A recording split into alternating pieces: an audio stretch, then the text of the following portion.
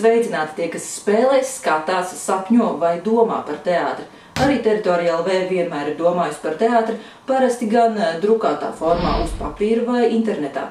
Šoreiz mazliet cits formāts. Teritorija LV video blogu uzmanības centrā ir Rīgas Krievu teātra iesudējums Graņonka.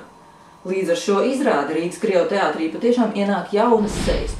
Un šī parādība Krievu teātrim patiešām nav peļama lieta. Tātad, iesudējuma autori, izrādes režisors Elmārs Seņkovs kopā ar savu neatņemamo cīņu biedru scenogrāfu Reinedzu Dzilo. Šoreiz piepulcējas arī asistents, topošais režisors Dmitrijs Petrenko, ko vairāk pazīstam gan kā žurnālistu.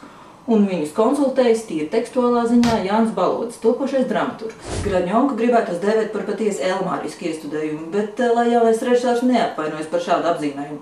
Tas tādēļ, ka arī šajā izrādē manāmas jau iepriekš viņa iestudējumos vērojamas lietas, ko varētu nodēvēt par jaunā režisora rokrakstu. Pirmkārt, arī šī izrāde ir īsu stāstiņu stāstīšana, taču patīkam, ka jaunais režisors nedz pats mēģina atdarināt kaut ko, piemēram, no Hermaņa skatuviskā naivuma, nedz arī liek saviem aktieriem spēlēt kaut ko līdzīgu Griškovecas stāstītāja talantam. Otrkārt, režisoram varētu pārmest zināmu didaktiku, tādu kā pamācošu toni šo stāstu vēstījumā.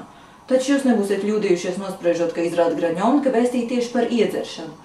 Par visām tām labajām un arī ļoti sliktajām lietām, kas notiek iedzeršanas laikā un tās dēļ.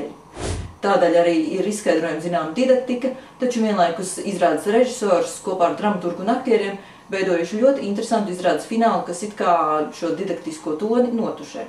Un treškārt prieks par jaunā režisora un jaunā scenogrāfa sadarbību. Skatuves noformējums piešķir aktieriem lakonisku, nerealistisku, bet vienlaikus ļoti viegli apdzīvojumu spēles lauku. Līdz ar to jaunajiem aktieriem dot iespēju spēlēt dzīvu teātri.